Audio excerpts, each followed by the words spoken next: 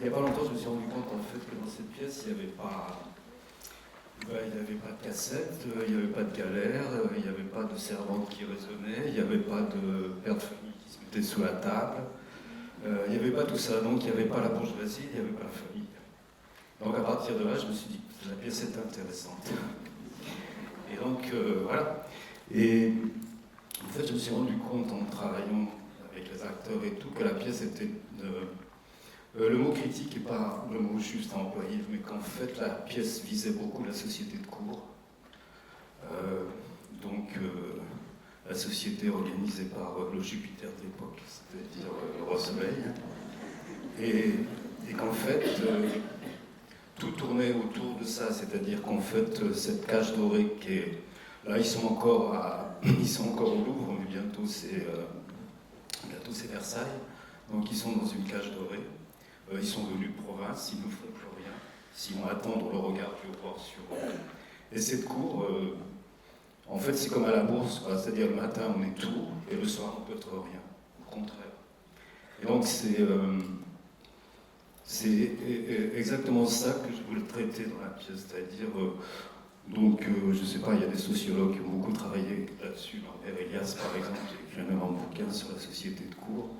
Je trouvais que c'était intéressant parce que ça touchait non seulement, mais ça touchait les rapports humains. Je trouve que cette pièce, par exemple, c'est souvent quand j'en parle, je dis c'est l'hiver des rapports humains, parce que cette manière de tout à coup installer l'absolutisme, de créer l'état de droit, en fait, a pour conséquence dans les mœurs quelque chose qui se dégrade totalement dans les rapports humains, y compris les rapports amoureux, bien sûr. Donc dans les rapports aussi incestueux.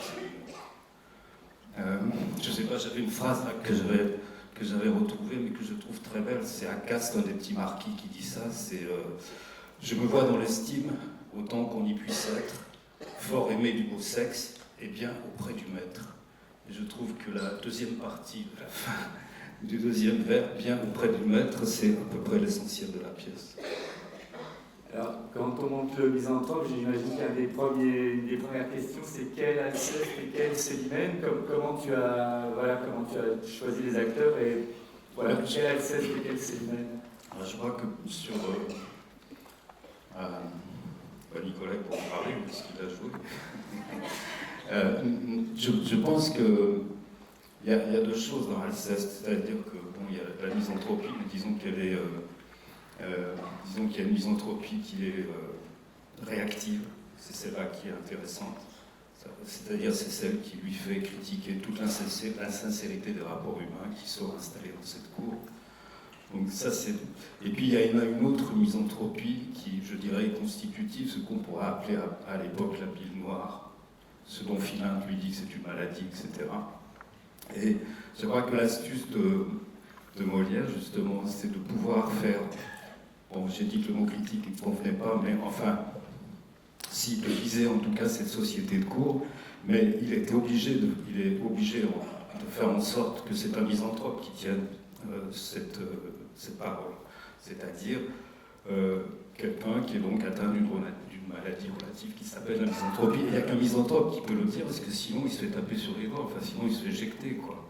Donc c'est en fait je trouve que la pièce a une intelligence absolument comme ça, c'est-à-dire que le personnage d'Alceste est à la fois les deux choses, c'est-à-dire très violent sur la critique, et puis en même temps un peu ridicule. Et il faut qu'il soit ridicule pour que la critique puisse se faire, quoi. Donc je pensais que Gilles Privat avait à peu près la naïveté qu'il fallait pour... Quant à Célimène, je trouve qu'il y a toute une tradition de représentation de Célimène qui en fait une coquette, qui en fait... Je pense que c'est pas ça, je pense que c'est une femme profondément libre, qui en plus est prise par contre dans le tournis de cette nouvelle société, qu'elle trouve brillante, dont elle participe, tout en sachant très bien exactement ce qu'il en est de comment elle utilise le langage, et comment aussi elle utilise l'écriture, parce qu'elle se sert énormément de lettres. Et je trouve que c'est un personnage profondément libre et intelligent, évidemment qui a... Mais le mot coquetterie ne convient pas. Et en plus, elle est veuve, donc il faut protection.